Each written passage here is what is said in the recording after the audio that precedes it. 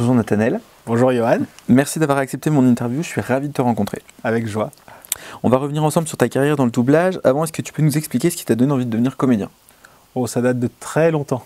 Tout petit, déjà à l'âge de 10-11 ans, j'adorais le théâtre, j'adorais la télé, j'adorais les séries, j'adorais les films. J'ai un grand frère, mon frère Johan d'ailleurs, qui s'appelle comme toi, qui est un... Très beau choix de prénom. Voilà. Qui est un cinéphile aguerri, un grand passionné de cinéma et qui m'a transmis cette passion. Et depuis tout petit, j'adorais ça vraiment. Et dès l'âge de 12-13 ans, j'ai commencé à monter sur les planches, sur des petites pièces de théâtre qu'à l'époque ma tante pouvait faire. Et ensuite j'ai fait du théâtre amateur dans le théâtre de ma ville. Puis derrière, avec l'école, j'ai continué. Et c'est quelque chose que j'ai toujours adoré, quoi. Jouer. C'était hyper amusant, être sur scène, c'était exaltant. Et derrière est venu naturellement le doublage, parce que j'ai eu la chance de rencontrer un grand directeur artistique étant gamin, qui s'appelle Julien Kramer et qui a fait en sorte que je démarre dans le doublage assez jeune, enfant. Et grâce à lui, aujourd'hui, j'ai construit ma carrière dans ce milieu-là et j'en suis hyper heureux parce que j'ai commencé le doublage maintenant depuis plus de 20 ans, même plus que ça. Ouais. Et mes premiers plateaux étaient enfants avec lui, avec Virginie Méry. Ensuite, j'ai eu la chance de rencontrer Perrette Pradier, Emmanuel Giacomi. J'ai toujours adoré ça, quoi. Jouer la comédie, c'était vraiment passionnant. Et dans le doublage, il y avait quelque chose de vraiment de magique dans lequel on pouvait s'effacer, s'oublier pour être au service d'un autre. Et ça, c'est ce qui m'a vraiment plu parce que sur un plateau de doublage, on est vraiment on est quelqu'un d'autre. Voilà. Ouais. Et c'était hyper intéressant. Ok. Depuis, tu as prêté ta voix à un grand nombre de personnages. Dans la série The Walking Dead, Benoît Dupac a fait appel à toi pour doubler le personnage de Jerry, interprété par Cooper Andrews. Salut, ça va? Salut, Jerry. Rosita a déjà une équipe au travail sur le poste de garde et la pêcherie a été nettoyée pendant ton absence. À l'odeur, on dirait pas. Le poisson pourri, ça fait un engrais d'enfer. Comment c'était avec Daryl? Bien, et toi, ça va? Tu veux de l'aide? Non, je m'en sors. T'as sûrement mieux à faire. La série s'est terminée il y a quelques semaines. Quel souvenir tu gardes de cette série? C'est un super souvenir. Déjà, c'est un super cadeau de Benoît. Ouais. C'est vrai que quand il m'a appelé et qu'il m'a dit « j'ai un mec pour toi, il faut vraiment que tu viennes le voir et tout », et qui m'a mis comme ça sur The Walking Dead et que je vois le bonhomme en arrivant sur le plateau, je le regarde, je lui dis « Benoît, t'es sûr là ?»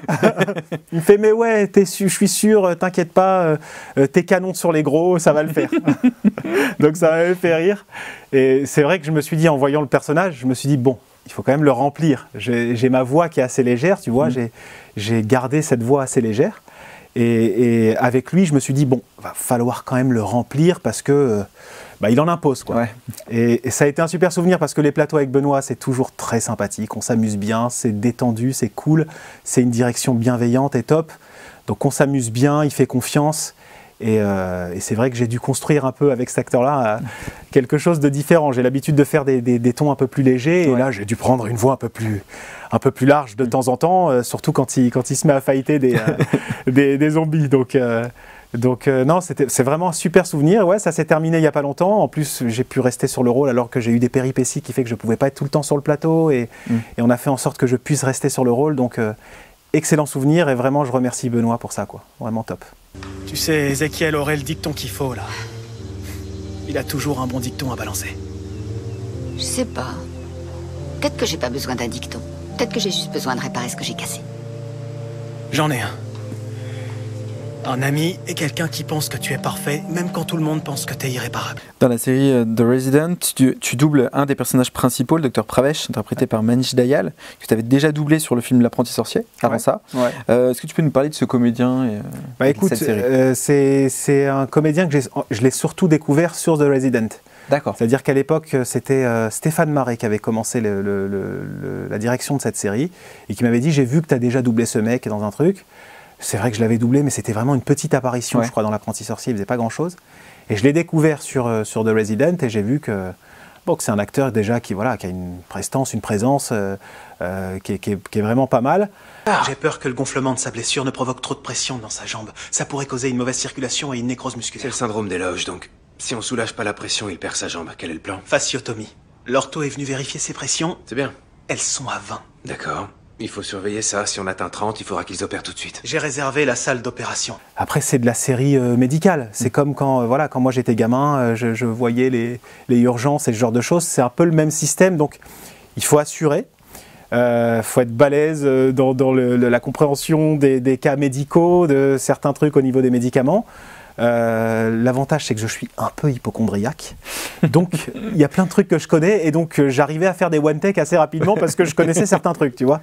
Et on me demandait, putain, mais comment t'as fait? Bah ouais, je les connais déjà, je les avais un peu étudiés parce que j'ai un peu la névrose, tu sais, du juif qui est toujours en panique pour sa santé.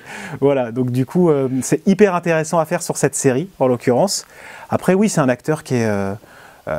il n'est pas surprenant. Mais c'est quand même intéressant ce qu'il fait et la série en elle-même, je trouve qu'elle a un peu d'intérêt, c'est sympa, elle traite de cas quand même importants, elle explique des choses, c'est surtout ça qu'en fait que je trouve intéressant sur cette série, c'est qu'elle parle de cas un peu réels, elle les met évidemment en scène, mais c'est très très important de parler de ça aujourd'hui, surtout avec les conditions sanitaires, tout ça, d'évoquer toutes ces problématiques de santé aujourd'hui, aux États-Unis comme ailleurs, et en ça la série est vraiment intéressante. Voilà. On va lui donner plus d'antidouleurs et on va... je reviens tout de suite. Excusez-moi.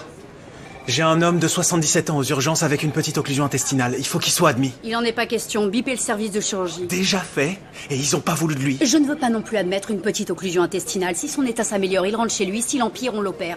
Tu doubles également l'acteur Jordan Bolger dans les séries Les 100 ou encore Peaky Blinders. Ouais. Comment se passent les doublages pour toi avec ce comédien? Écoute, à chaque fois que je l'ai doublé, il n'y avait pas grand-chose à faire. Mais c'est vrai qu'il est intéressant. Pareil, je trouve que c'est un bonhomme qui est assez confiant, assez droit. Je garde un souvenir sympathique de la série Les 100 avec Laurent Datas, parce que c'est pareil, c'est assez cool sur ses plateaux, et il y a une confiance qui s'installe. Et sur Peaky Blinders, je me souviens surtout de l'esthétique de la série. C'est-à-dire que voilà, les costumes, l'atmosphère, ça c'était vraiment intéressant. Vraiment très très intéressant à faire. Et oui, c'est pareil, voilà, c'est des acteurs, je dirais pas qu'ils sont, c'est pas des grands acteurs, mais voilà, ils font bien le taf, et c'est surtout intéressant de les avoir dans ce genre d'atmosphère. Voilà, Peaky Blinders, vraiment l'atmosphère est géniale, et j'ai le souvenir qu'il y avait de très belles scènes dans cette série. Ça va être bouillant ce soir. Il va y avoir les secrétaires de BSA. Sérieux? Elles sortent seules maintenant, sans hommes. Par groupe de 2 ou 3. Mickey, elles sont à 2 ou 3 et elles paient pour elles-mêmes. Dans la série Scream Queens, tu doubles le personnage de Pete Martinez, interprété par Diego Boneta. Est-ce que tu connaissais l'univers de Ryan Murphy?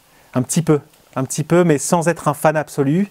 Mais je me souviens que c'était Mélodie Dubos qui dirigeait ça et qui m'en avait parlé un petit peu.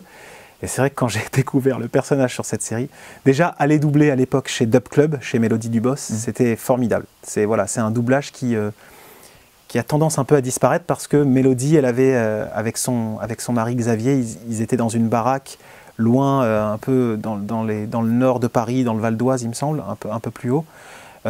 T'arrivais dans un pavillon sublime où ils avaient créé un vrai studio de doublage dans une chambre. Donc déjà, aller doubler là-bas, c'était génial. Voilà, l'ambiance, tu avais l'impression vraiment d'aller à la maison. Et c'est ça, en fait, le doublage. Quand tu arrives sur un plateau, il faut qu'on ressente qu'on est à la maison, qu'on se sent bien sur un plateau. Et c'est ça qui fait qu'on arrive à faire quelque chose de bien, à mon avis, quand on se sent bien. Ouais.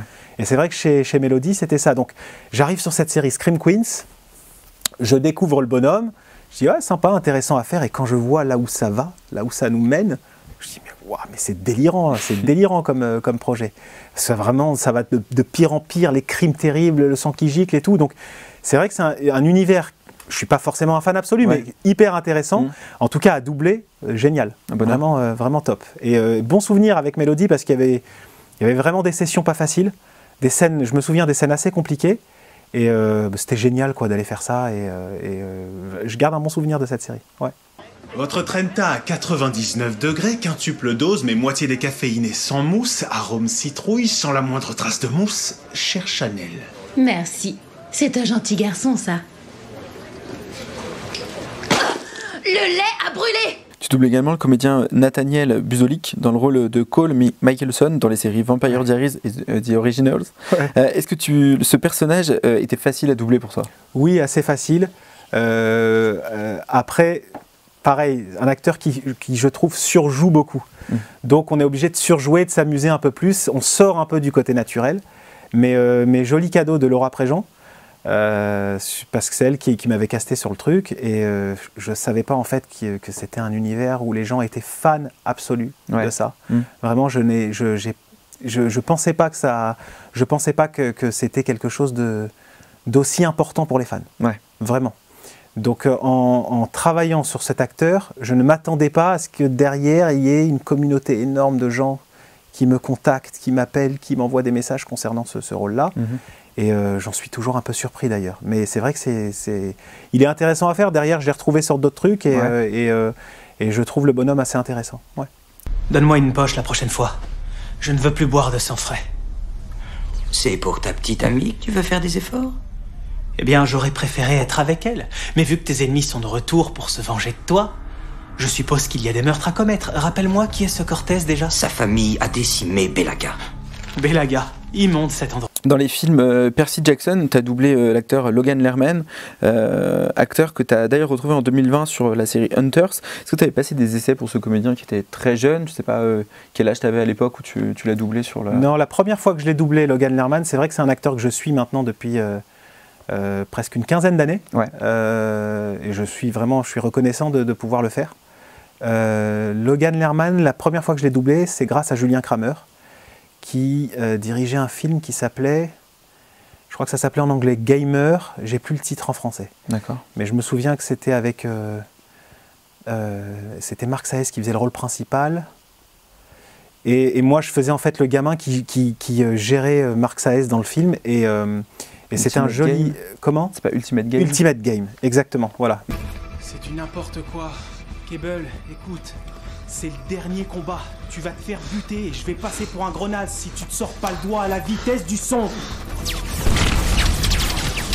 Ultimate Game, et c'est la première fois que je l'ai doublé en fait dans ce film-là. Julien m'avait dirigé sur ce film. Pareil, voilà, Julien Kramer, direction extrêmement précise. Très grand directeur artistique, et à l'époque, voilà, il m'avait dirigé merveilleusement bien sur ce film.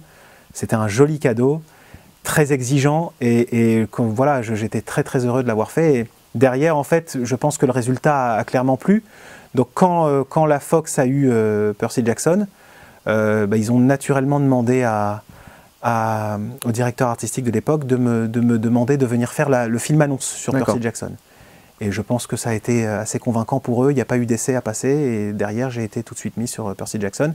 C'était Thierry Vermut qui dirigeait ça. Et voilà, ça a été le début, entre guillemets, d'une plus grosse aventure. Parce que Percy Jackson, pareil, gros succès, plein de fans, énormément attendu. Il y a eu un 2. Voilà, c'est un beau souvenir pour moi. Oh, je deviens cinglé! Faut que je prenne des vacances. Percy, faut que je prenne des vacances. Tout va rentrer dans l'ordre. Oh putain, attends! Est-ce que c'est vraiment arrivé? Elle s'est changée en cette chose? Une furie dissimulée dans notre lycée. J'aurais dû m'en douter. Attendez, une furie? C'est quoi une furie? C'était il y a plus de 10 ans déjà. Mais et derrière, après Ultimate Game, après Percy Jackson, j'ai retrouvé l'acteur dans d'autres films, des films plus petits, des films d'auteur, et aussi dans la série Hunters en 2020, où ça a été un peu particulier parce que j'ai été remis sur... Au début j'étais pas dessus, mais en fait le diffuseur ou le client a souhaité que je sois dessus parce qu'ils avaient vu que je l'avais doublé dans plein de trucs. Donc je me suis retrouvé sur la série après. Et honnêtement, l'atmosphère autour de ce qui s'est passé ne m'avait pas plu et était assez compliquée pour moi. Mais au final, la série est tellement géniale qu'on en oublie un peu tout ça, et je suis très content d'avoir été sur une série comme ça. Voilà, parce que c'est une série un peu délurée, un peu dingue. Voilà, c'est des chasseurs de nazis, ils y vont à donf. C'était assez bien construit. Et d'être avec Al Pacino sur une série où c'était José Lucioni qui faisait Al Pacino. Voilà, c'est un super souvenir, quoi. C'est cool. C'est cool de pouvoir faire une série comme celle-là avec Logan Lerman et Al Pacino. Et ouais, bon souvenir, bonne série, et c'est vrai que c'est un acteur que j'aime bien. Voilà, je me sens assez proche dans ce qu'il joue parce que je trouve qu'il est assez en retenue, et parfois il peut produire de belles choses, il peut faire de belles choses, et c'est hyper intéressant à faire. Alors une bande de nazis fait péter votre bagnole? D'accord, Roxy manque d'y rester et Sœur Harriet nous trahit, et vous croyez qu'un rituel est plus important pour moi? Je ne crois rien, je sais. Dans Game of Thrones, tu doubles durant 16 épisodes Lancel Lannister, interprété par Eugène Simon. Qu'est-ce que ça fait de faire partie d'une série telle que Game of Thrones? Au début, on ne comprend pas. Enfin, au début, voilà. On vient, on est appelé par, pareil, Laurent Datas à l'époque, qui t'appelle, qui te met sur un truc de Game of Thrones. Tu te dis, bon, sympa l'atmosphère, sympa l'univers, tu fais le truc, mais tu te dis, bon, ça va pas être... voilà. Et en fait, quand tu regardes les scènes et que tu vois un peu que c'est quand même bien chargé, c'est bien joué, tu as des acteurs anglais, tu vois le truc, tu te dis putain, ça joue, c'est vachement bien. L'univers est magnifique. Et derrière, tu te rends compte que ça marche, tu entends les gens en parler. Donc je me dis, bon, allez, je vais la regarder. Et donc j'ai commencé à regarder, et pareil que tout le monde, quoi. Je suis devenu fan de la série, je l'ai regardé du début à la fin. Et ouais, du coup, c'est hyper intéressant de se dire j'ai été dans Game of Thrones. Ouais, c'est ça. Voilà, c'est un bon souvenir. Et après, mon rôle était il était marrant à faire parce que c'était un Lannister, mais que c'était un peu le rebut de la famille qui était là, voilà, qui faisait plaisir à sa tante. Qui était vraiment... Mais la transformation qu'il a eue quand il est devenu, tu sais, prêtre ensuite et qui devient, qui passe du côté des... je ne sais plus comment ils s'appellent, ces crânes rasés là, avec leur sigle. Là, ça commençait vraiment à devenir intéressant. Et je trouve que la scène où je vais spoiler pour ceux qui n'ont pas vu la série, mais la scène où c'est terminé pour lui, elle est sublime. Elle est magnifique, cette scène. Donc rien que pour ça, tu te dis, bon, magnifique d'avoir participé à cette série, d'avoir été sur un Lannister. Et en plus de ça, de terminer comme ça, sa mort est tellement terrible. Et c'est une des plus belles scènes, je trouve, de Game of Thrones. Même la musique qu'il y a autour à ce moment-là. L'univers. Oh, mais c'est magnifique, quoi. C'est-à-dire que c'est vraiment le mien rampe comme un malade. Il est blessé, il a été poignardé par les gamins. Il rampe comme un fou pour essayer d'éteindre ce feu. Avant l'explosion, il arrive devant la flamme et ça prend feu et tout explose et ça tue des milliers de personnes. Cette scène-là, elle est mémorable. Elle est magnifiquement bien construite, magnifiquement bien réalisée. Et la musique qui accompagne cette scène a fait que la série aussi devienne ce qu'elle est, quoi. Le monument que c'est devenu. Ah ouais, réellement. Donc c'était super d'avoir participé à ça, vraiment. M'accorder votre pardon. Qu'avez-vous bien pu faire qui nécessiterait que je vous pardonne? Je vous ai entraîné dans les ténèbres. Je doute que vous ayez entraîné quiconque quelque part. J'ai été le tentateur dans notre relation contre nature.